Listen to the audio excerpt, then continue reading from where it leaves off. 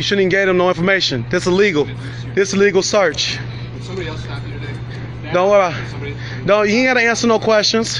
He ain't got to answer no questions. Just so you know, I got a body cam. It don't matter. It ain't on though right now. You didn't press the button. I know law, bro. If you ain't committing no crime, you ain't got no business right here asking no question, interrogating them. This is a legal detain. What crime was committed? Who they say was watching? Who they said that did it? Who are you looking for? What's the person's name? What's the description of the person, officer? What's your badge number? What's your badge number? Rosenbaum 161. 161? Okay. I'll be calling your office. They know who I am, Toy Battle. You have suspicion? I'm not stopping you. You have suspicion? Well, you ain't supposed to ask that, though, because you're running them right now in leads. You're free to go right now. Yeah, you is free to go. He is free to go. He always free to go. And don't ask nobody else on how with their name without them committing crimes. That is illegal. Y'all time is almost up. All right? Don't ask nobody their name and their ID. That's illegal. Everybody good out here? Yeah, everybody always good out here. We only good when you ain't out here manipulating people. Have a nice day. Stop scanning people's names. Find some real criminals. First off, before we jump into this huge props to Toy Battle, every single time I watch this video, it gives me pride and also chills because this sort of shit occurs daily. It is why Colin Kaepernick, who took a knee to protest racial injustice and police brutality, was kicked out of the No Fun League. Kaepernick started the Know Your Rights Camp. Per his website, Know Your Rights Camp is a free campaign for youth founded by Kaepernick to raise awareness on higher education, self-empowerment, and instruction to properly interact with law enforcement in various scenarios.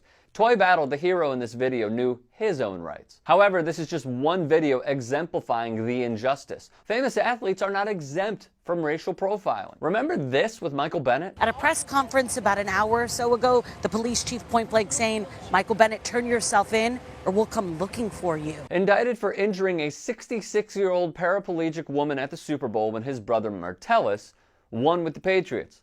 Michael rushed on the field trying to find his brother. New video evidence came out clearing his name, but the Clay Travises of the world with their racist ways continued onward with the takedown. Lo and behold, Bennett's case was dropped completely. Chief of Staff Vivian King said, "We dismissed this case in the interest of justice." Most importantly, no video of the incident was available at the time, though a police officer acted as a witness. Well, isn't that lovely? Michael Bennett's case is microcosmic of the black community. It's why when some racist piece of shit spray painted the N-word on LeBron James's house, Jason Whitlock said some dumb shit like this. LeBron, to me here, is embracing his victimhood. This is not the racism that needs to be stamped out in America. Someone spray painting something on a millionaire's home. He's not a victim in that situation? Hell no. He It's was nothing. victimized? Well, it's nothing. It wasn't that big of a deal. LeBron was inconvenienced, and racism affects the poor, the very wealthy, and for him to sit here and say, no matter where you are, it's tough being black. It ain't tough being LeBron James. This man getting spray painted on his front door that he never saw, his staff cleaned up, it's an inconvenience. It's not racism. It's not being denied a job. It is racism. He can they didn't spray paint jerk on this door. He can speak out and say, you know what? This was terrible. Whoever these individuals were, it was stupid.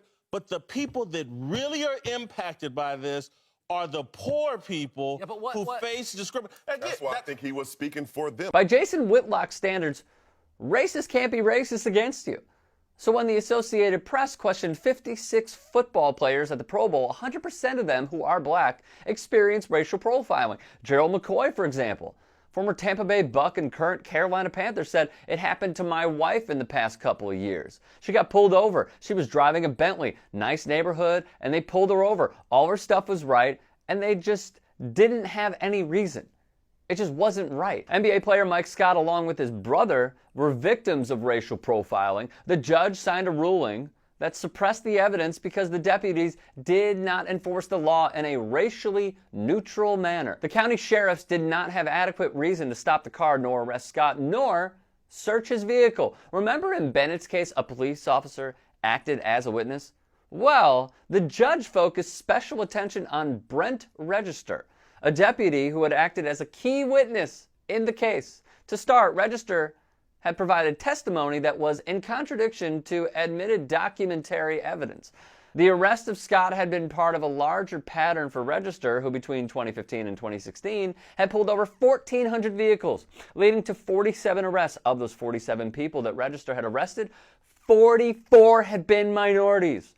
Former Milwaukee Buck and current Cleveland Cavs big man John Henson, UNC, was racially profiled as employees locked the front door of a jewelry store and ran to the back of the store to call the cops. Killer Mike, one half of Run the Jewels, spoke on how, to TYT, even after desegregation, there's still so many issues that are unaddressed. If you fast forward to desegregation, we earned the right to have our full rights recognized as human beings and as Americans, but what we gave up was the power of keeping our dollar in our community. When people say, hey, Black Lives Matter, and you pop up and say, hey, all lives matter, you're being a butthole.